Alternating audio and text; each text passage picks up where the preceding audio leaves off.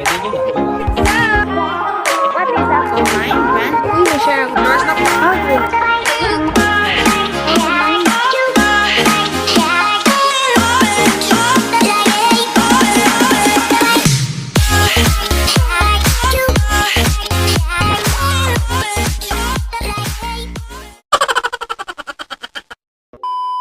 Ang ating kwento for today's video ay tungkol sa batugang lalaki na walang inatupag kung hindi ang magbabad sa internet. Wow iyang iya. Siya ay si Charles Sarmiento. Pwede nyo lang jowain. Sa kanyang paggamit ng social media ay dadalhin niya tayo sa makabuluhang impormasyon. Mula sa pagiging marites, pag-take ng selfie, at pag-attendance sa MS Teams. Kaya halina't sumama, matuto, at talakayin ang branding at ang aspeto nito. Grabe talaga tong mga gamit ni Heart, no? Lahat branded. Lahat mamahalin. Sa lahat ng pictures na pinost niya, yung fishbowl lang yung afford ko. But don't scroll it down yet. Speaking of branding, according to American Marketing Association, brand defined as a name, term, sign, symbol, or design, or a combination of them, intended to identify the goods or services of one seller or a group of sellers and to differentiate them from those of competitors. These differences may be functional, rational, or tangible related to product performance of the brand. They may also be more symbolic, emotional, or intangible related to what the brand represents or means in a more abstract sense.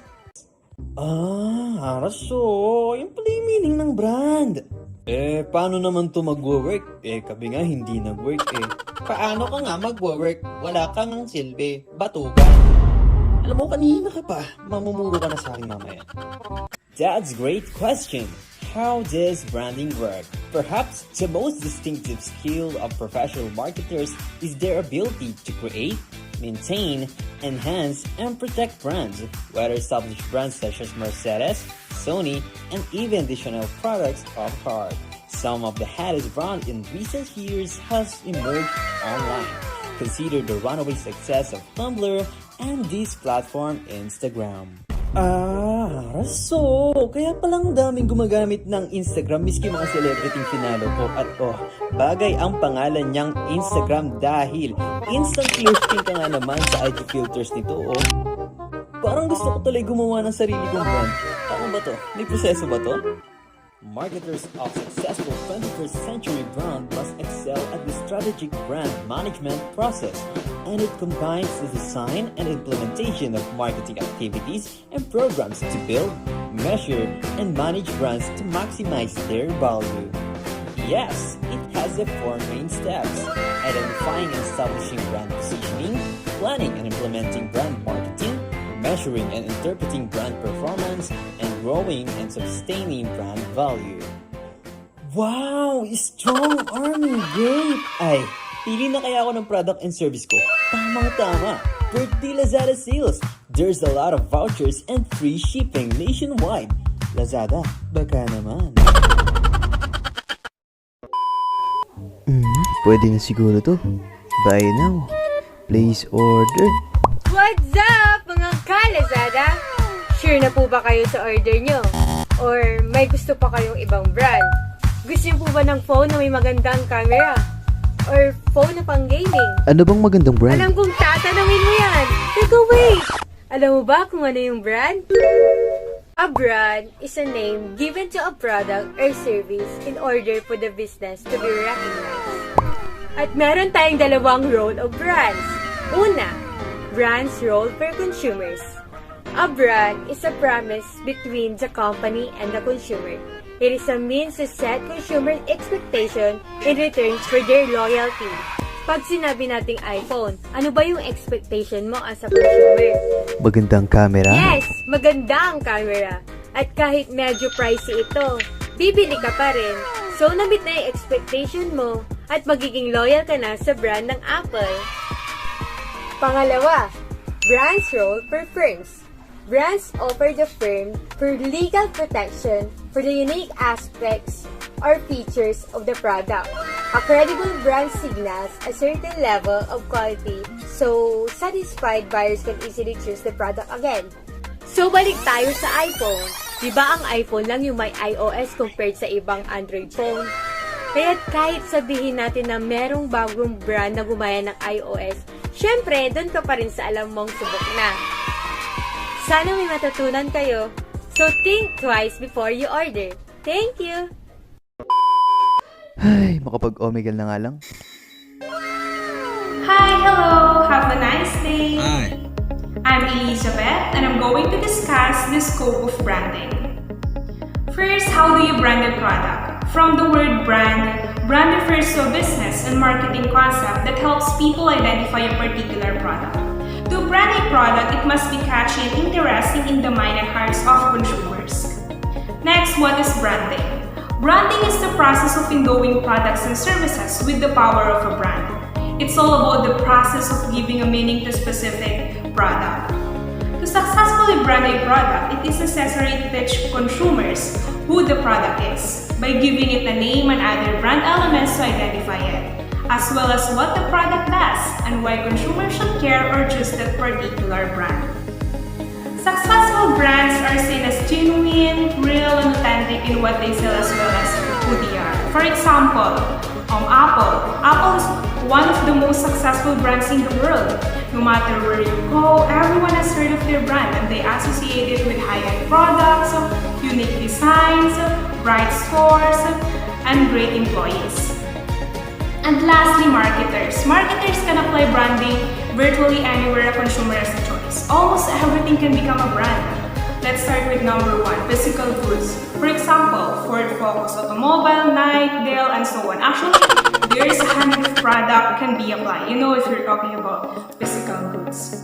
Number 2, the second most applicable is services. For example, Singapore Airlines, Blue Cross and Blue Shield Medical Insurance, ICICI Bank. This example is the best financial services provider and most popular domain of the service industry. Number 3, store. For example, the Nordstrom or Dick's Sporting Goods. This is actually a famous store where you can buy anything. Number 4, person. There were 2 best known for personal branding, and that is actress Angelina Jolie, tennis player Roger Federer. Number 5, place. For example, the city of Sydney, Las Vegas, and so on. Number 6, organization. For example, U2 or the American Automobile Association, one of the best international organizations. And lastly, idea. You can actually brand an idea, for example, abortion rights or free trade or any other. That's the end of the discussion. Thank you. Bye. May bagong vlog si Julina. Let's check it out. What is up mga ka-info? It's your girl Jolly back again for another video. And for today's video, I am going to give you facts about what is brand equity. And before we are going to start the discussion proper, kindly press the subscribe button and notification bell para updated ka for my upcoming videos. Now, what is brand equity? It is the added value endowed on products and services with consumers. It is the perceived value of the consumers towards your brand. Companies, organizations, and businesses create brand equity to easily catch the attention of its target market. Having a brand equity means your consumer trust and value your products and services. For example, skincare products. Based on their experience upon using your product, they already know the quality, kung gaano kaganda, and the benefits na makukuha nila rito. Considering the prices, babalik at babalik sila. Because you already established the brand loyalty, brand awareness, brand association, and perceived quality. Now, if you have a strong brand, anong mangyayari? It will improve the perceptions of the product performance, greater trade cooperation, loyalty, increased marketing communication effectiveness, less vulnerability to competitive marketing actions, and etc. And this will be your great competitive advantage to the other brands that is already existing. Now, let's proceed what is customer-based brand equity. It is the differential effect brand knowledge has on consumer response to the marketing of that brand. Ito yung impact and the idea you gain when you market your brand. It could be a positive or a negative. It is positive if the consumer reacted the way you marketed the brand at napansin nila yun, may bumili. Now, the negative naman is kapag less silang nag-react, like narinig lang nila pero parang wala lang ganun, hindi na-catch yung attention nila. Next naman is brand promise. Oh my gosh, hindi lang pala mga jowa yung mga nagpa-promise. So pati rin pala ang brand. So ang example ng brand promise ay ang Disney. Their brand promise is to create happiness through magical experiences. And another example is Nike. It is to inspire the athletes all over the world. And I think that's the end of our video for today. And I hope you learned something. And thank you for watching. Kung sale sa Lazada, sale din sa Shopee. Ma-check out nga. Hello mga sisi! So live po tayo today at bundle po ang benta natin for today's video mga bebs. So start na tayo. Una is itong brand asset evaluator. Do you know that Young and Rubik have developed this model of the brand? Bundle na ito mga sisa, energize differentiation, relevance, esteem, and knowledge. The Energize no flaws and measures the degree to which the brand is seen from others. Relevance is small and measure the appropriateness and breadth of brand's appeal. Esteem no flaws then and measure the perception of quality and how they respect the brands. And your knowledge is small to large and measures how familiar and aware the consumers. Combine brand asset evaluator, brand asset evaluator. Okay, yours na Charles. So, next item is itong tatlo, Power, Premium, and Potential. Ang code naman nito is brands. Ang brands naman ay dinevelop nila Millward Brown and WPP. They are both marketing research consultant at tinawag nila itong brand dynamics model.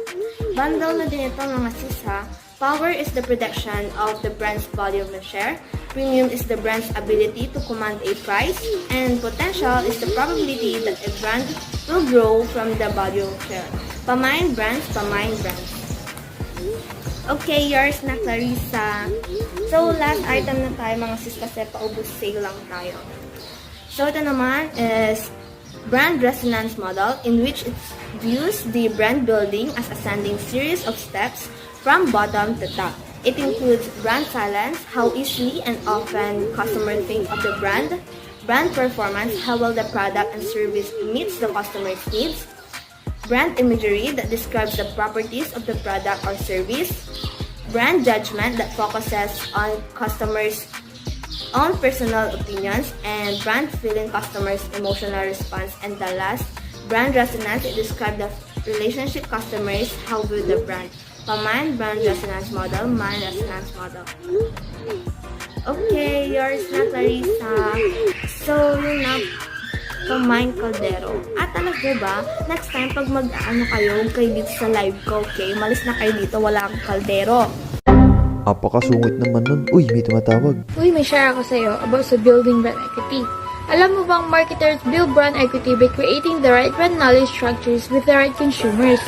Yung success ng process na ito ay nakadepende sa lahat ng brand-related contacts whether marketer-initiated or not.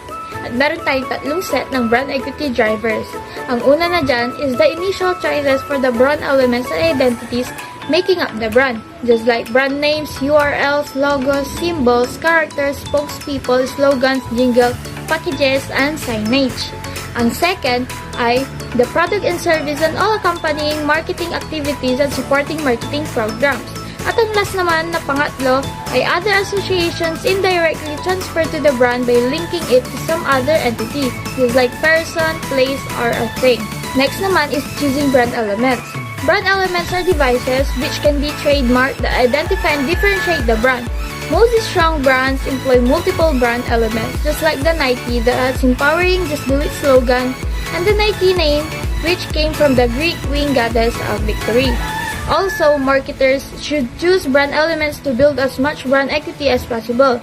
The test is what consumers would think or feel about the product if the brand elements were all they knew. Third naman is yung brand element choice criteria. Meron tayong 6 na criteria for choosing brand elements. The first 3 is memorable, meaningful, likable, and those are the brand building. The next 3 naman is transferable, adaptable, and protectable. And ayun naman ang mga defensive and help leverage and preserve brand equity against challenges. Unahin natin ang memorable. How easily do consumers recall and recognize the brand element? And when? at both purchase and consumption. Next naman is meaningful. Is the brand element credible? Does it suggest the corresponding category and a product ingredient or the type of person who might use the brand? Next is likable. How aesthetically appealing is the brand element? Fourth is the transferable. Can the brand element introduce new products in the same or different categories? Does it add brand equity across geographic boundaries and market segments? Fifth, adaptable. How adaptable and updatable is the brand element? The last one is protectable. How legally protectable is the brand element? And how competitively it is protectable? Yun lang! Bye! Live si Lawrence, makapag-mind nga. Po natin dito sa unang item natin, itong holistic marketing. Ito pong holistic marketing concept that considers all the different parts of the business as a whole entity. Pa-code po ako ng HM po para sa holistic marketing po. Yan, yours na po Ma'am Erica. Thank you po. Next item po natin itong brand contact. Ang brand contact po is a company's ability to connect with people, emotion, and become personally relevant to them. So kung gusto mo maging relevant, himayin mo na to. Code po natin is BC. BC po yung code. Angel, yours na po ito ma'am. So this next item po is integrated marketing. This integrated marketing provides consistency wherever customers choose to interact with brand. So pa-code po ito ng IM ma'am. IM po, IM. Esa, yours na po ito ma'am. Yours na po yung integrated marketing. Next item na po tayo ay leveraging secondary association. Mag-umpisa po tayo dito sa Barrow. So, ang Barrow po ay third and final way to build brand equity. It is a way of linking their brand to other information in memory that conveys meaning to consumer. So, pa-code po ako ito ng letter D. Letter B po yung code dito. First na po itong Barrow. Si Borton. Next po si Borton. So, si Borton, ito yung siya naman po yung maker ng Dominator. Yung Dominator po is snowboards and gears. So, he gained more than a third of snowboard market because he uses a secondary brand knowledge which is the borrowing to promote his brand. Po ako ng BR. BR po. Angel, yours na po ito ma'am. Thank you po. Next po is the internal branding.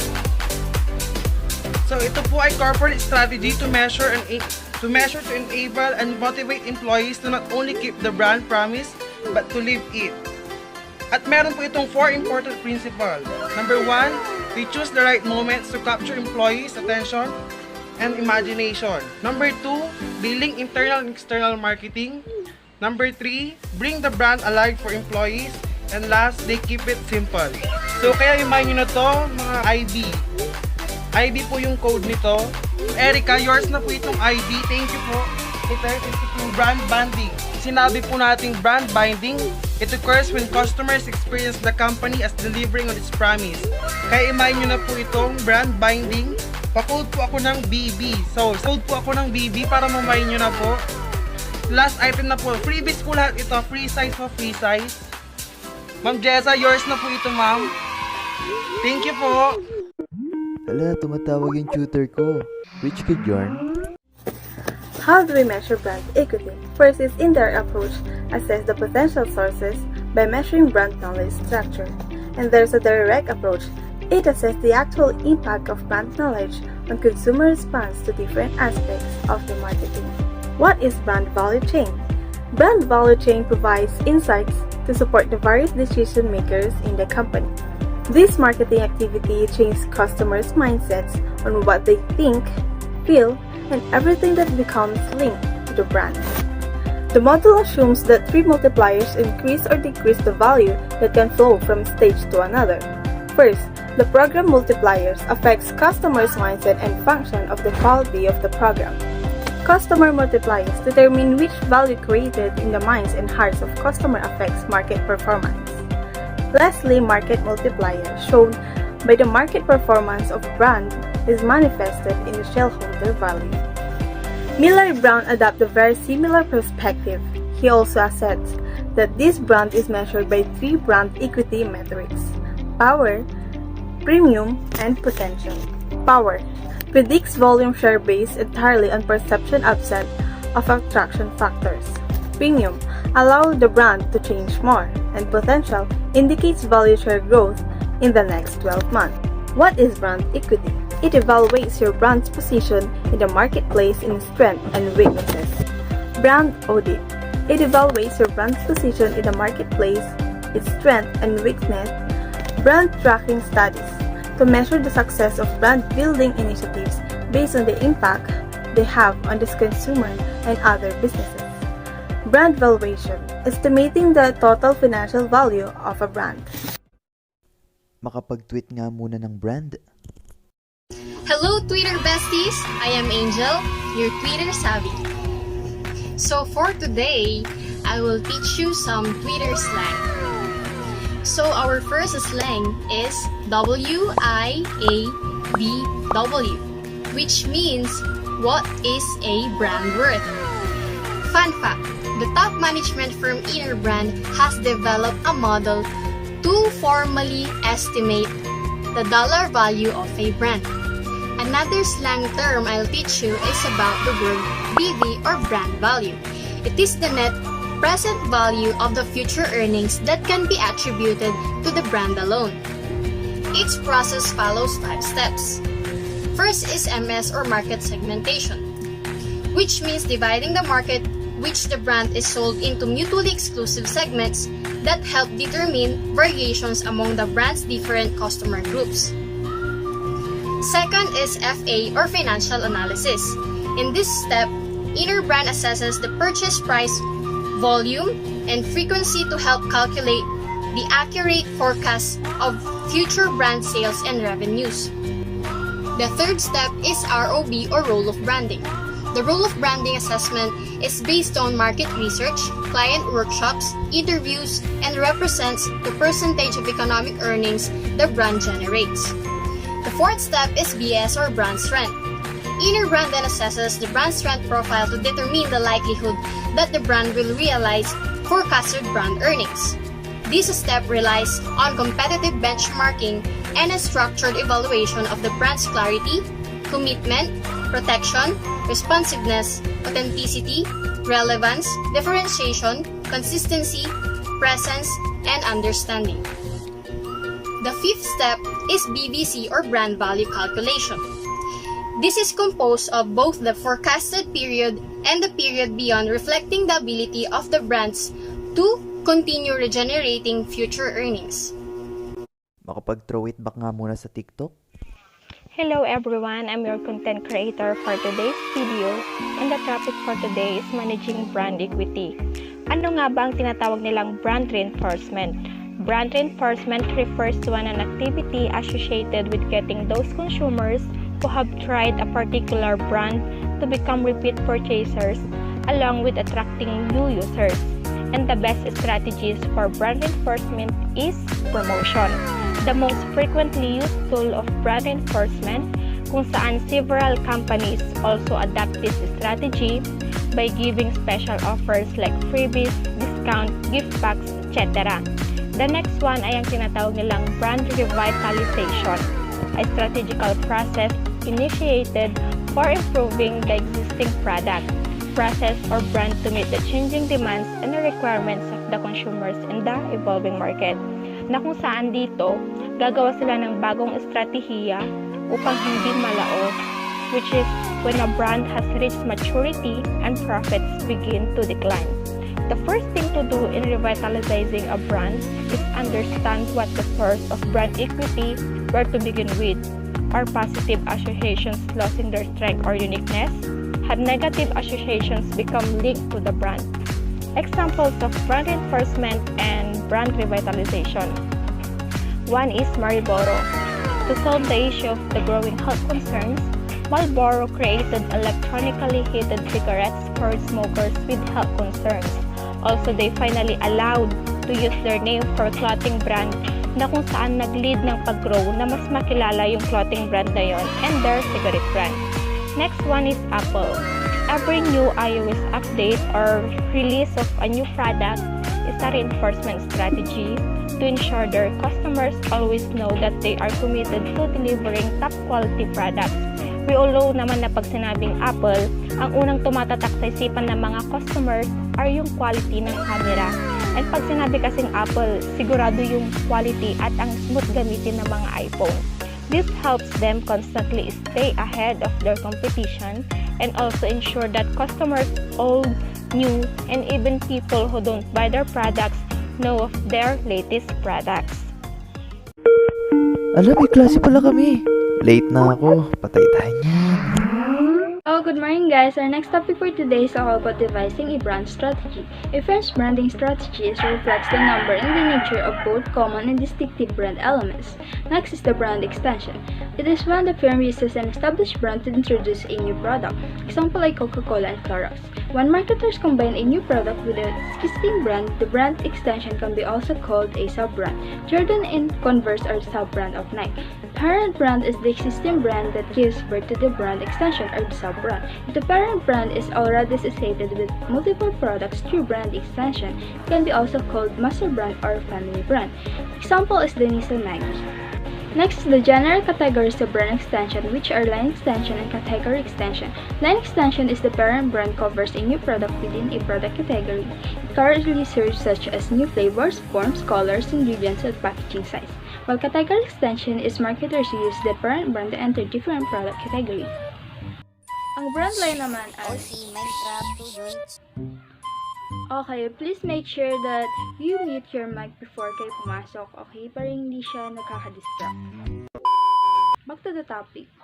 Brand lines consist of all products sold under a particular brand. Brand mix is the set of all brand lines that a particular seller makes. Brand variants are specific brand lines na sinusupply sa specific retailers or distribution channel.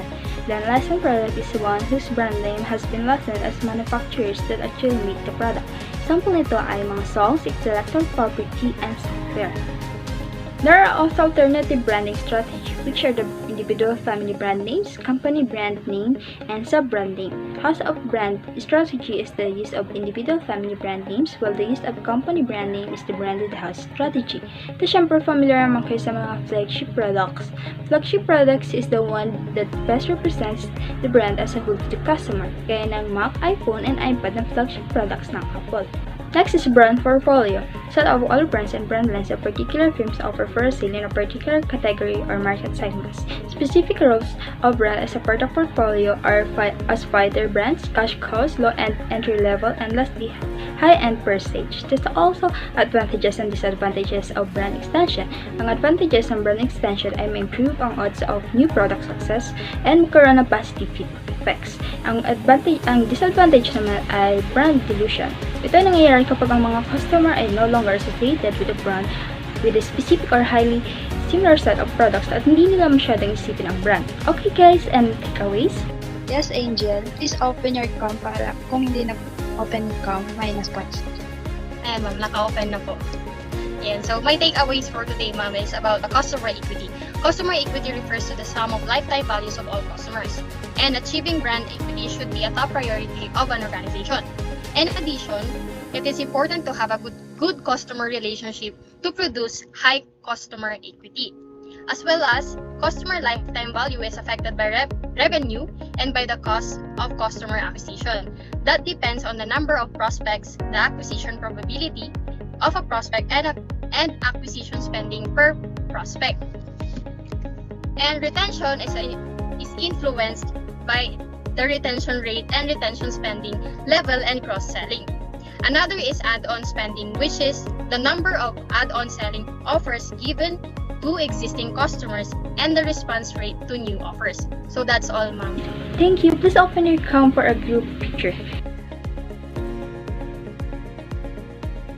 Okay, please ready. 1, 2, 3, smile! Hello, but na. I guess this is the end of the video. Bye.